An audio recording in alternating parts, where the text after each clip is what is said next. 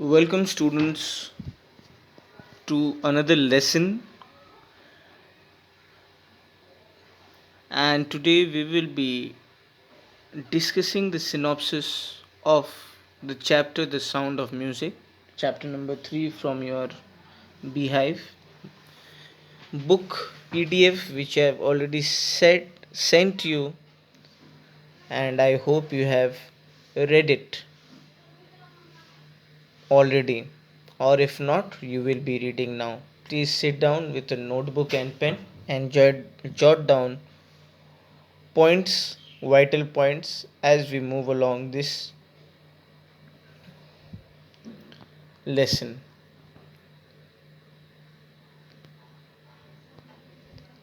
It is amazing to watch Evelyn function so effortlessly without hearing. The picture that you see on this your screen is that of Evelyn, and she is a person who is blind and deaf, and still she is a percussionist, which means she can play instruments like the drum even without hearing them. Evelyn, in the eyes of other masters of percussion like James Blade, so another master percussionist, James Blade, what does he tell about her?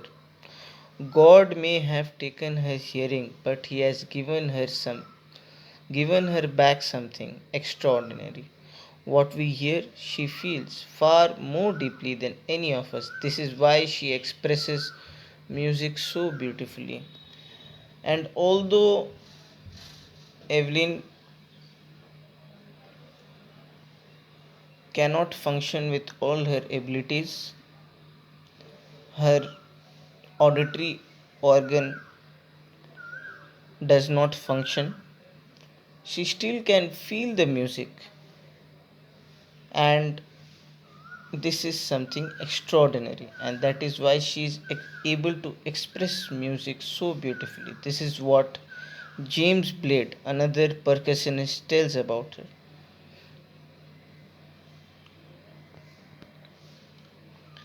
Evelyn Glennie, this is the name of the girl. She is a multi percussionist and has attained mastery almost over 1,000 musical instruments despite her hearing being impaired. So, Evelyn Glennie is the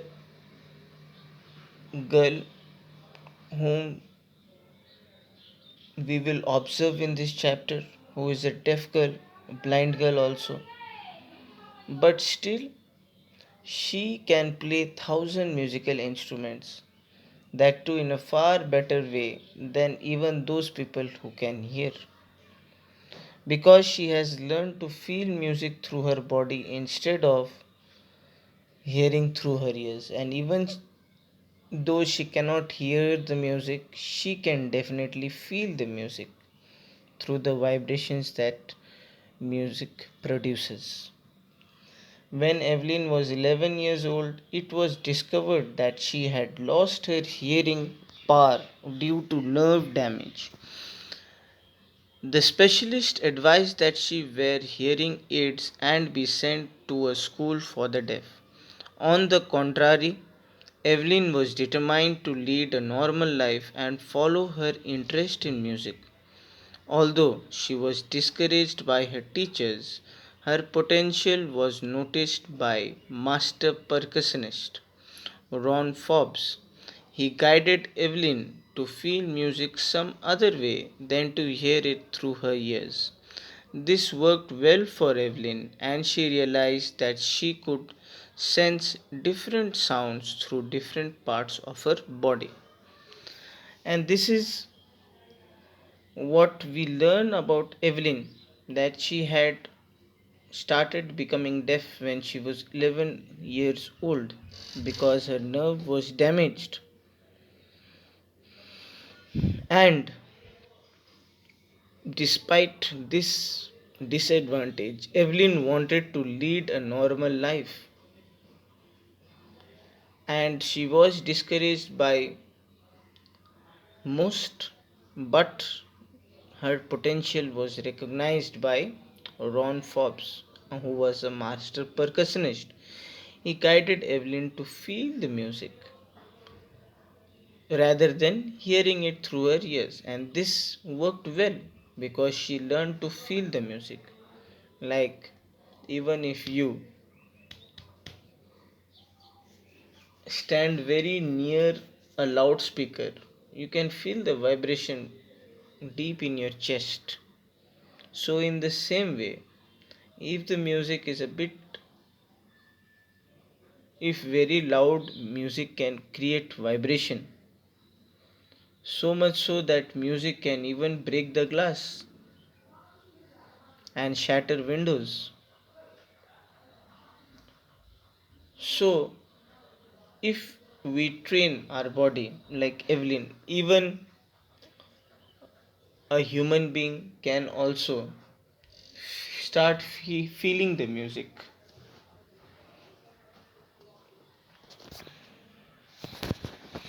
Once she had overcome this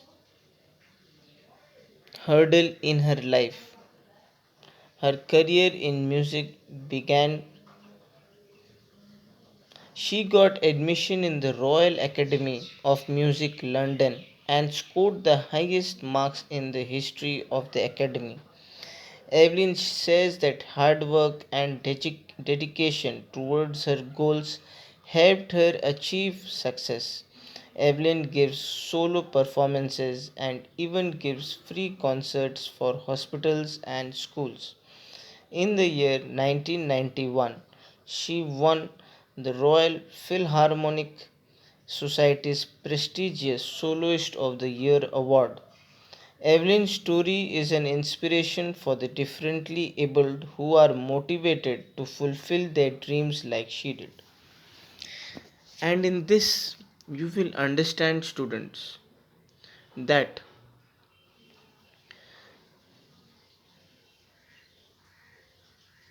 once she learned to overcome her disadvantage and change it to her advantage by being able to feel music rather than hearing music, she was capable enough to get admission in the Royal Academy of Music because she changed her weakness into her strength. So much so that she scored the highest marks in the history of the academy. And Evelyn says that it is all because of her hard work and dedication towards her goal. She used to give free concerts for hospitals and schools. She was a bit philanthropic in that case. And in the year 1991, she won the Royal Philharmonic Society's prestigious Soloist of the Year award. She was even awarded. And her story is an inspiration for differently abled people all over the globe, that even they too, if they are motivated and do hard work, they can fulfill their dreams like Evelyn has done.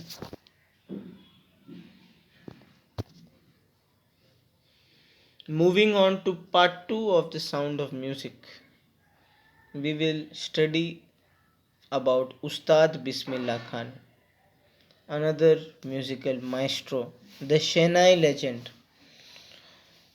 But first, let us look at these instruments. Both are in Indian instruments. One is the pungi, and from there emerged the Shehnai.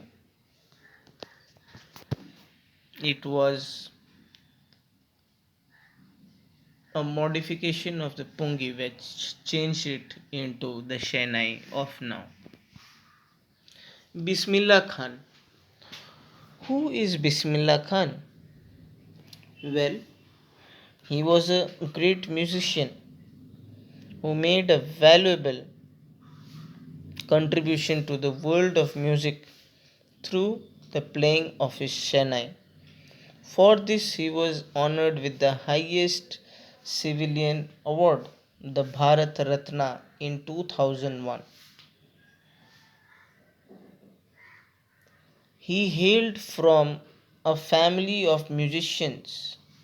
He improvised many new ragas with the Shehnai and thus placed it among other classical musical instruments. He won accolades on the international level too. So, Bismillah Khan, he won the Bharat Ratna in 2001 because it was he who placed Shehnai as one of the best Indian classical instruments because he incorporated many new ragas into his music. The Mughal Emperor Aurangzeb banned the playing of the pungi in his royal court. As you must have heard, he was against music, so he had banned the pungi. He disliked the sound, and so the pungi was termed to be a noise maker. A barber tried to improve the pungi's tone. He got a hollow stem, wider and longer than the pungi, made 7 holes on it, and blew into it, closing and opening the holes. It produced soft, melodious music.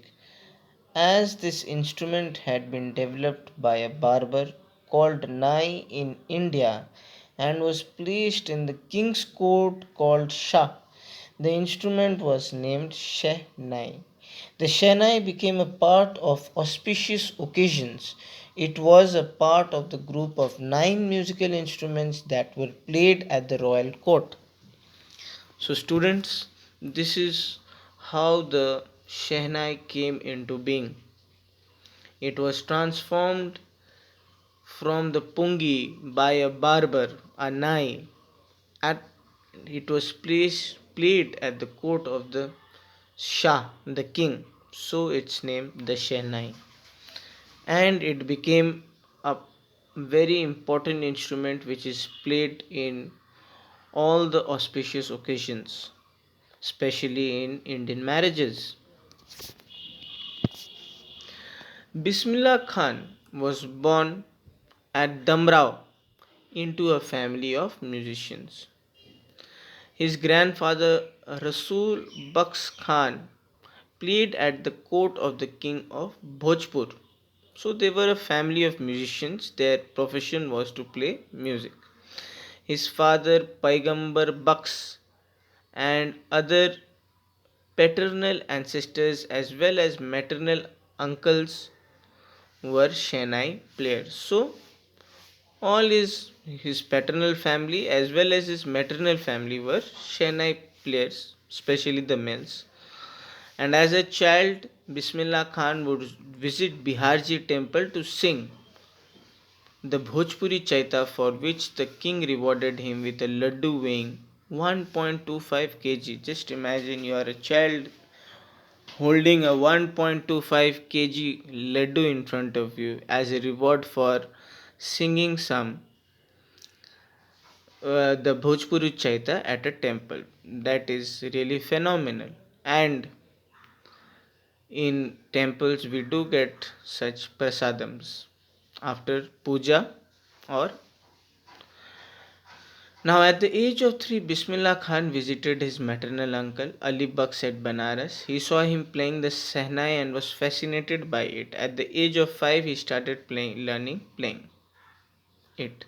He would spend hours practicing at the temple of Balaji and Mangal Maya by the banks of the holy river Ganga. The flowing waters of the river inspired him to improvise, and Bismillah Khan invented ragas which were considered to be beyond the range of the Senai.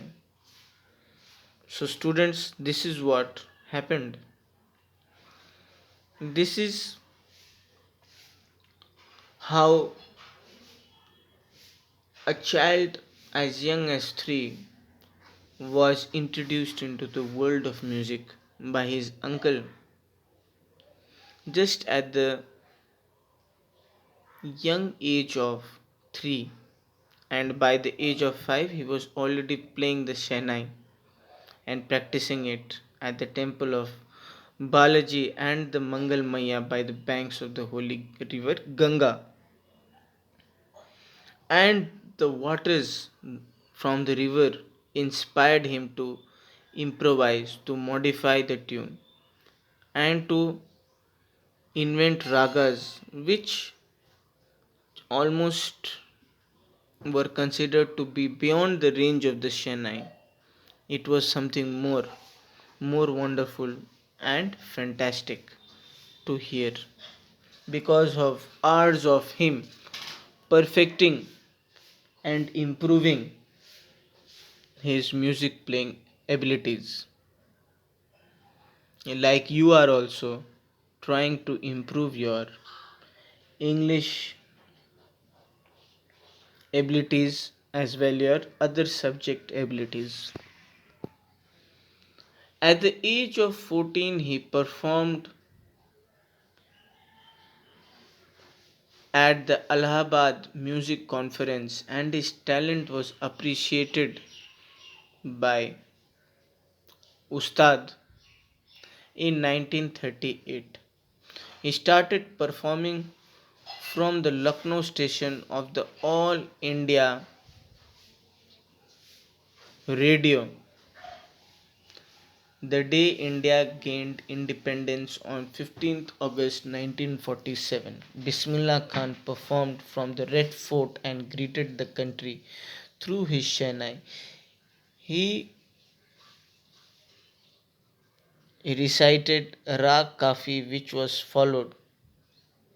He played the Rag Kafi which was followed by Pandit Jawaharlal Nehru's famous Tryst with Destiny speech. So students, this is another important fact in the lesson that before even just before India got independence, 15th August 1947, just before this speech of the PM Pandit Jawaharlal Nehru, he played from the Red Fort, which was transmitted through All India Radio, the Rag Kafi through his Shehnai because it is considered auspicious instrument. Bismillah Khan performed all round the world. His first foreign performance was in Afghanistan, where the king was so impressed that he gifted him many souvenirs. Bismillah Khan composed music for two films, Hindi film titled Goonj Uthi Sehnai, directed by Vijay Bhatt, and Kannada film titled Sanadi Apanna by Vikram Srinivas. So he was not just acclaimed and celebrated locally and nationally, but he was recognized and acknowledged all over the world. The entire global musical community were very pleased with him and his foreign performances. So much so that the king gifted him many souvenirs. And Bismillah Khan even composed music for two films, Gunjuti Senai and Sanadi Apanna, which you can still watch and view. I suggest in such times of the lockdown, if you have a musical instrument at home, you may practice it because now is the best time to develop your musical skills and talents as well. He was the first Indian to perform at the Lincoln Center Hall in the United States of America. He also performed at Montreal, Cannes, and Tokyo. In Tehran, an auditorium was named after him, Tahar Mosiki Ustad Bismillah Khan. So, he was the first Indian to perform at London Center Hall, and he also performed at Cannes in Tokyo, and in Tehran, an entire auditorium was named after him. Ustad Bismillah Khan said that music was India's richest heritage and had to be taught to the children. Although he had travelled all over the world, he was attached to Damrao and Banaras. Once a student asked him to set up a Shehnai school in US and promised to recreate the temples of Banaras there. Bismillah Khan asked him whether he would transport the river Ganga also, as he was attached to it as well. So once one of his students offered him to set up a Shehnai school in US, and he, because Ustad was hesitant and everybody knew that he loved the temples of Banaras, he said that he would make the replicas there in US as well. To which Bismillah Khan replied whether he could take the river Ganga to the US as well, because he loved river Ganga also. And this meant that he would not be leaving the country because he was very much in love with his nation and he was a patriotic person. Bismillah Khan is a true example of secular India as being a Muslim. He played the Shehnai at the Kashi Vishwanath temple. For him, music was above religious barriers. Yes, he was a secular person, and even though he was a Muslim, he still went to Kashi Vishwanath temple and played the Shehnai. And as a child, also, he used to sing at the Bhojpuri Chaitha at the temples. So that much for today, students. I request you to please read the text, go through this video, and if there is any doubt in you being able to comprehend the chapter, please write it down in the comments below, and please stay tuned. Complete your texts and complete all your assignments regularly. Thank you for watching. See you again.